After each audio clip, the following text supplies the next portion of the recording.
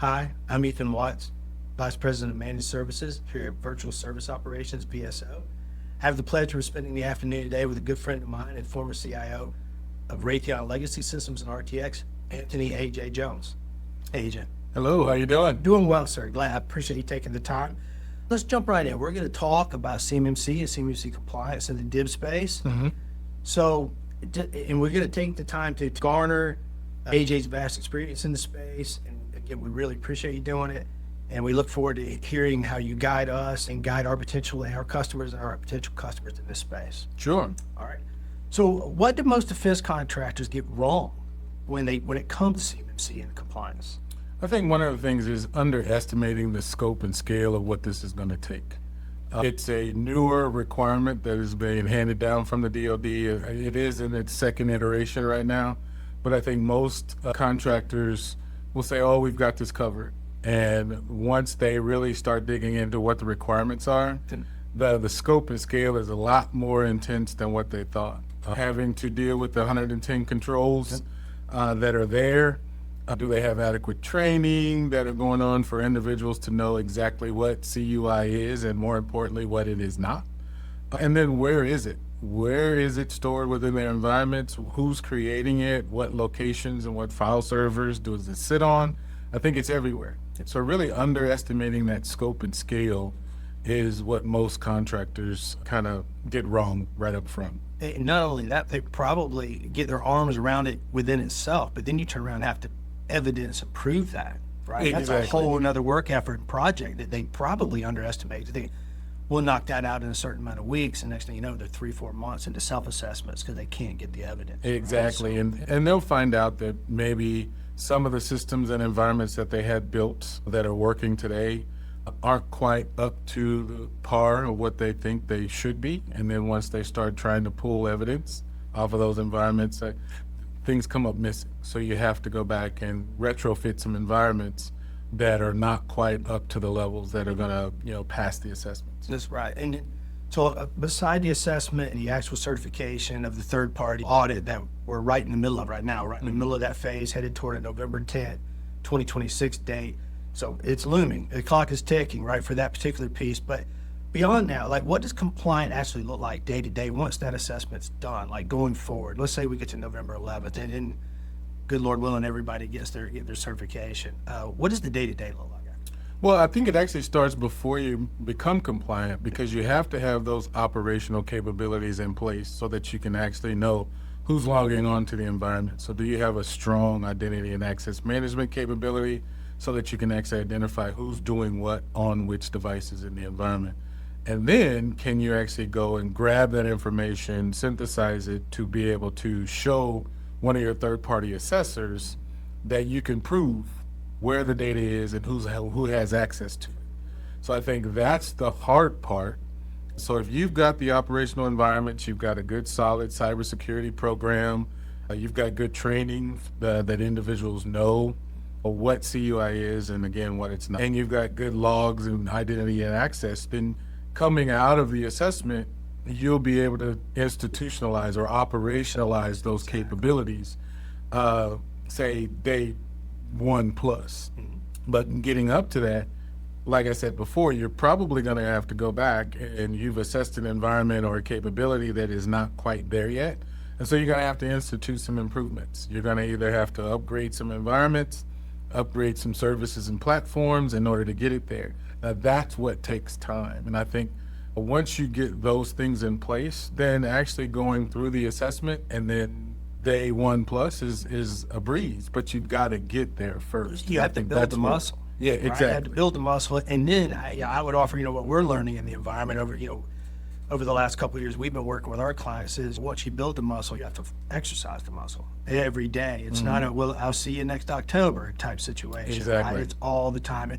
And security, by definition, the diligence should be every moment of every day, quite frankly. And we like to build those frameworks and programs with our services, with our secure services and the GCCI environment, and how we operationalize that every day to do exactly that, right? So if we could come in, help them get the muscle in shape, keep them exercising every day. I wake them up every morning and say, jumping jack time, guys. we get to work. Because you have to do that because it's all about being able to prove that you know who's accessing what and when, and that it's actually stored and protected in a certain way.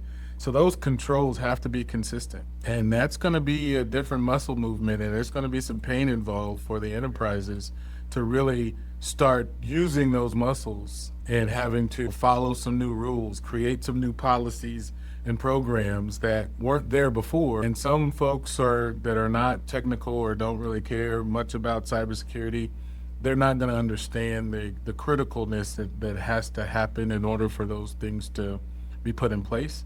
And so those are the new muscle movements that you're going to have to learn across the whole organization. It can't just be like you say, we're certified now, and then you go back to what you were doing before. You got to do the oil change on the car every Exactly. 3,000 miles, or well, now 5,000, I suppose. But anyway, so with that said, you mentioned earlier about synthesizing all of the data into evidence, right? How big of a burden is the evidence collection, and what's the best way to manage that? It's critical because each one of your third-party assessors is going to want it in a certain format or a way that they can ingest it. But there are key artifacts that have to be created from your environments, and then in order for everyone to be able to assess across the board consistently. So I think the key thing is, do you have the environments and systems that are creating this information and a way to extract it out consistently? Can you pull the data out, synthesize it into reports or whatever the assessor is wanting to see, and get it to them on time? And that may require creating a few sub-programs and or activities or projects within your organization to even get the information out of the systems where it exists. So that might be a heavy lift for some organizations because they may not have the expertise to do that, or the system of record that they thought was not adequately able to give up the information. That's a great segue to our next session about the cloud platforms themselves. We have been working in this, being experts in the field. I can speak specifically about some agents in the Azure and AWS environment that work specifically for that. Mm-hmm. You can actually automate these things with a human loop that collects that evidence on a regular. You can set a cadence, right? Mm-hmm. There's actually agents you can configure. So, Azure specifically, there's 5 agents where you can operationalize the security of your whole enclave, quite frankly, and it's very interesting. Our CTO, Laura Richardson, we have a thing called Secure Forward, it's a working name. We're going to come up with something else. But productization of these agents to something we're actually going to take to market soon. I don't want to get ahead of myself too much, but anyway, we've proven it in our own enclave, and it's very interesting. So you can automate a good bit of that evidence collecting. So with the right partner, if you can figure out how to do it. Exactly, and those are the benefits of having cloud enclaves where everything is in one location and you can actually put together something consistent across the board. However, many contractors are not in the cloud, and their systems and services are all over their enterprise. So the one thing that I think the actual contractors have to assess is, where is this information? Where are the servers that store, that generate, that need to be compliant to these rules? And so that's one part of the strategy that has to be gathered so that you can understand, how am I going to be able to do this? Because the agents that you talk about in the cloud platforms are beneficial because it's all there in one spot. Certainly easy to contain. Exactly. A sprawling environment, right? But in the real world, in the on-prem world, so to speak, they're all over the place, and they're probably different platforms, different companies, different manufacturers. So how do you get access to that information so that you can actually do something with it in a consistent format? That's going to take a decent project for most IT organizations. Absolutely, from beginning, and it's really it's a learning curve, right, for individuals working in the space, because they have to learn how to do things. They actually have to take the screenshots and produce some of the evidence, right? Exactly. It's not just going to automatically be there. You have to change behaviors to some point to stay compliant, to get compliant, stay compliant. Yep. Well, back to the cloud environments here. So for defense contractor managed CUI, what's your take on the available platforms, AWS GovCloud and the Azure Government, et cetera? Mm-hmm. I think based upon what environment you're already comfortable using, you will gravitate towards one or the other. If you have more of the Microsoft Office suite capabilities in your environment, then your tech stack will more align to the Azure platform. If you have already deployed some of the AWS capabilities for doing, whether it's your external web presence or those types of things, then you will probably gravitate more towards the AWS cloud. Each one has its own strengths and weaknesses, and it really, what fits best with your environment and your technology stack is where you're going to end up, deciding where you put your information, for one, just to get out into the cloud if you've never been there before. And then once you're there, then you're kind of, I wouldn't say locked in, but you then tailor your technology stack for your business to take advantage of that particular cloud.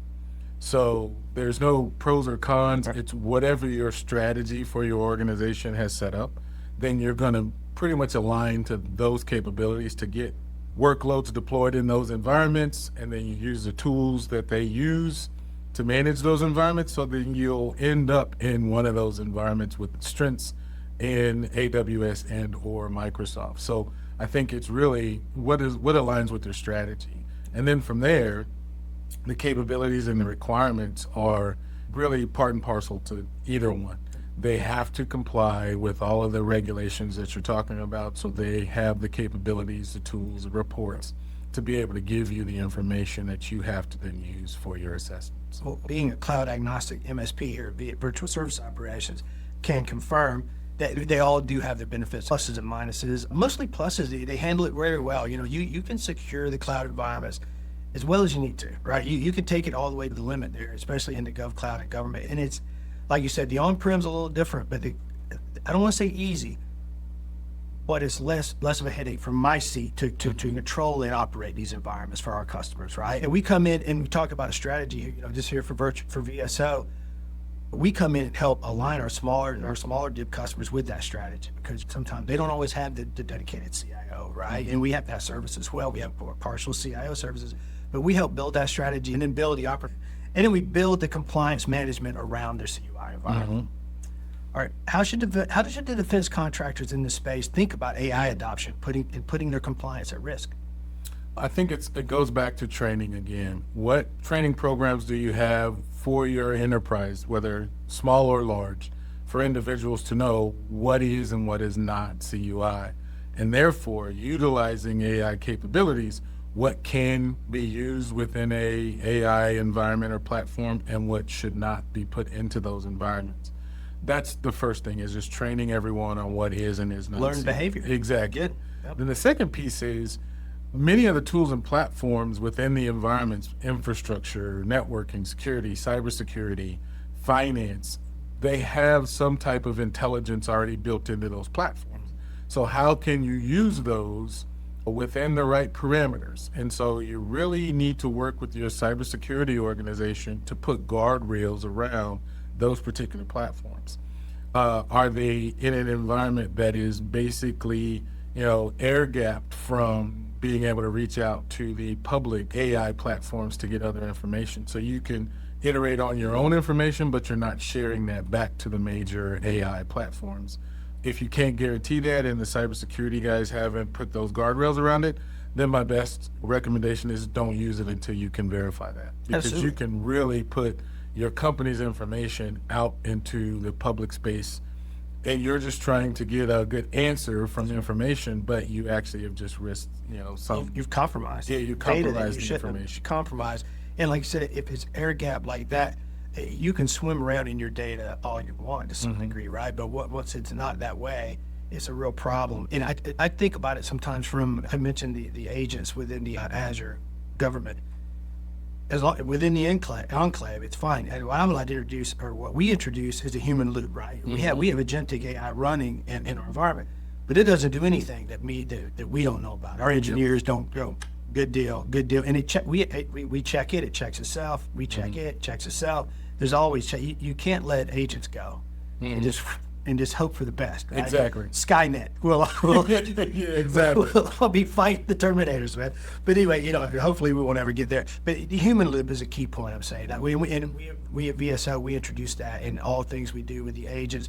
But to your point about people using it just to dump data, if you're not honestly, if it's not within your enclave, I think the best safety rule is don't let them use it just yet, because it's just Wild West. I mean, really don't know. It is. And there's some really powerful tools and capabilities. I myself am out there working with Claude to build my own personal AI assistants, and the stuff is really good. Yep.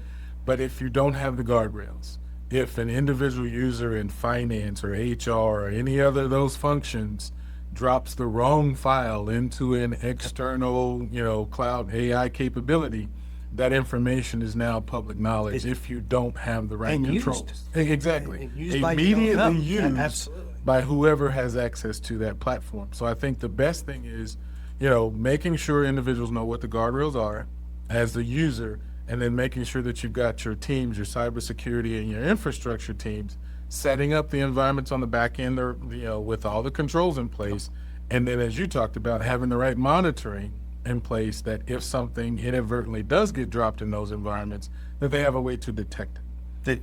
And then you can go back and re-educate. But I think one is just education, training, and then guardrails is the appropriate controls around the environment. Powerful tools within the fences and the boundaries you build. Exactly. Outside of that, stick to planning your next cruise. Exactly.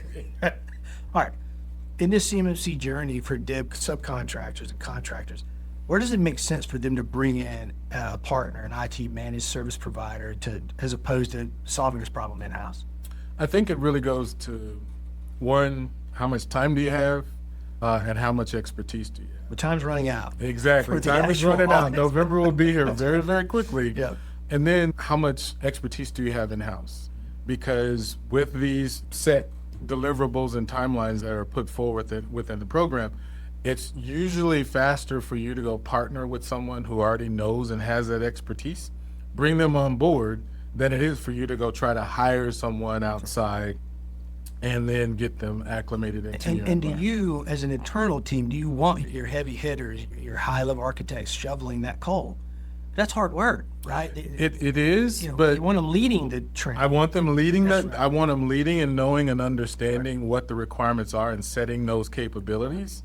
But then if it's the execution, then I can actually source that out to a partner and say, here, these are the things with a very itemized scope of work. These are the things I need to have done in my environment, because I just don't have the expertise or the number of hands and feet to go get it done. In large organizations like you're very familiar with, it's almost an out-tasking. Task these 10 things, come back to me, keep this, like you said, keep the gates covered, right? Yes. Got you covered, even if it's SOC or however you want to look at it. But, some of our smaller clients, we go, like I mentioned earlier about partial CIO and CTO services, we consult and walk them down that journey, holistically, right? And so it's two ends of the spectrum. And we here at VSO can do either or. We execute top, bottom, side to side. Right. We love partner with large, out-tasking and large, and then taking complete MSP IT support for smaller tips as well.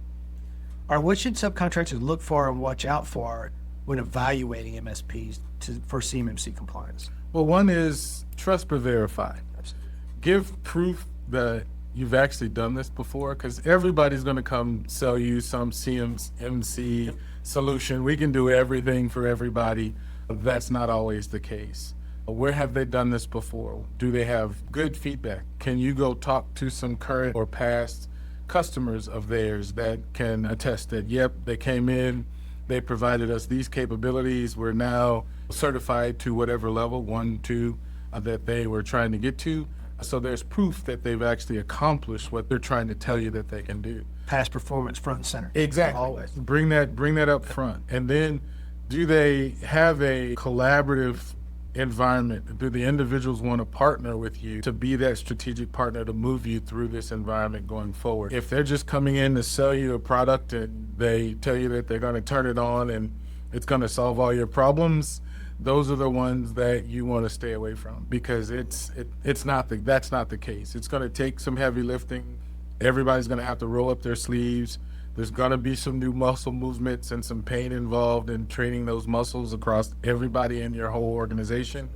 And if they don't bring that up front and tell you that, then they're really just trying to sell you a product and then move on to the next one. That's right. Partnership and collaboration, end to end, top to bottom. Yep. That's how we do business, and that's how we like to do business with people who do it that way as well. It's a fantastic way to do it. So how does the cost actually compare when you factor in everything required to stay compliant? I think you have to look at it from the bottom up. Do I have the people Do I have the program already in place? If I've got a solid cybersecurity operation with good identity and access management, then I think it'll be a minor project for you to go and to become compliant in addition to what you're already doing. However, if you don't know where you're starting from, you don't know if you have the environments in place, you don't know if you got the expertise, then I think it's more economical and faster for your organization to go partner with someone like a VSO, because you can get there much faster and spend fewer dollars on the targeted work that needs to get done, rather than spending a good amount of that in investigation internally because you don't know what you don't know. So I think that's where where are you starting from? If you're starting from ground zero where you don't know anything, it's best to partner with someone who can get you there a lot faster than you trying to do it yourself, and you may get there or you may not, and then you got to go back and redo. That's right. And then, I mean, the way we look at it, we come in, operationalize it, when we partner, so that not only that we take care of that for you, but so your IT people can look up and forward to the next 24 months and plan your strategy, right? And build up and think about what is IT there for? It's there to advance the mission of your company, right? Ultimately, your company is to manufacture this, to produce that. So, we try to free the IT up so that they can help the ultimate mission of their company, which is to run their business. We want our customers in the div space to be able to run their business and produce their product, which the ultimate mission, I mentioned in a podcast before, is to protect America, Americans, and our allies, right? That's the ultimate mission we're all taking part of, right? And it starts, security is number one in that. All right. What are the trade-offs between owning your own CUI enclave versus having an MSP build and managing it for you? Well, I think you got to go back and look at, what do you already have invested? If you're a long-term DIB contractor, you've got environments built in your company, then you got to look at what money you've already spent. As compared to you are just starting out, or you've got very small environments, or you're already in the cloud, then I think you can basically do a build versus buy scenario and say, okay, I've got this already, so maybe it's more advantageous for me to just do what I need to do on-prem, because this is where my data is, and I would have to migrate a lot of environments to the cloud. As compared to, I have small environment, and it may be a heavy lift, but I can move a few environments to an enclave, whether that be on-prem or off, to actually isolate your data into a location. So you really have to look at your build versus buy scenario, because what you've already got deployed, and then the impact to your organization. There is a financial impact to the change management and to your environment. So you got to factor that in, as well as some of the soft costs of having access to a new environment impacts the business processes, what all those have to change when you move physical systems from one place to the other, where on-prem or off. So you got to look at all those factors to really come up with a trade-off scenario of or is it advantageous for you to move these enclaves into the cloud? So the size and maturity and existing infrastructure is a big factor. Very big, because if you've got 5 or 6 different enterprise scale manufacturing ops systems, SAP, PeopleSoft, all of those environments that most of them will contain some form of CUI, and you've got them deployed in environments today, 9 times out of 10, you're not just going to forklift them up and go put them in the cloud. Interesting project as it is, exactly. It doesn't make financial sense. Exactly. So you're going to have to protect them where they are, right. And then you work with your enterprise architects and strategists to figure out where they go in the future. But today, you've got to build from where they are.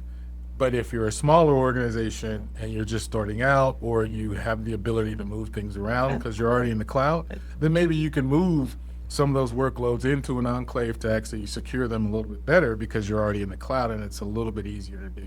Absolutely. I mean, we run across companies of all sizes, right?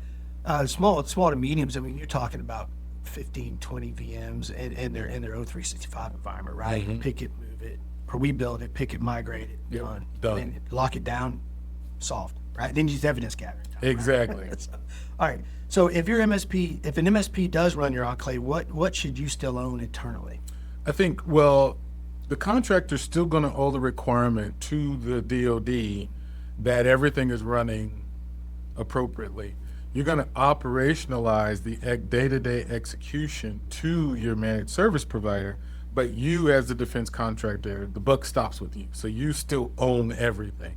So you have to make sure that your partners that are executing for you on a day-to-day basis are following process. So you're going to have those checks and balances with your third-party person, organization. How are you checking in to make sure that the logs are getting reviewed, that the systems, the change management process are being followed? All of those things you can't flex just, those muscles. yeah, you Exercise. can't just hand them off to the actual MSP and say, oh no, that's your Hope for the best. problem Yeah, now. absolutely. No, you as the contractor, Like you said at the beginning, still trust own but verify. it. Exactly. You still own it. Yeah. So you still have to then, because the company is the one that's going to have to attest to the third party accreditor. That's your contract. Yeah, Quite frankly. that you own the contract. You're prime. Exactly. You're you prime. own it. So those are the things that you can't just hand off. You have to make sure that it's being done. So trust but verify, and then make sure that you have the periodics. You go in, whether it's monthly or quarterly or whatever, that you go in and you run through the process. Because what I've seen in the past is, oh, we set it up, set it and forget it. Yep. We did that. We checked all the boxes, but somewhere along the way, people don't do everything that they're supposed to Get do. off course. And you get off course. Right.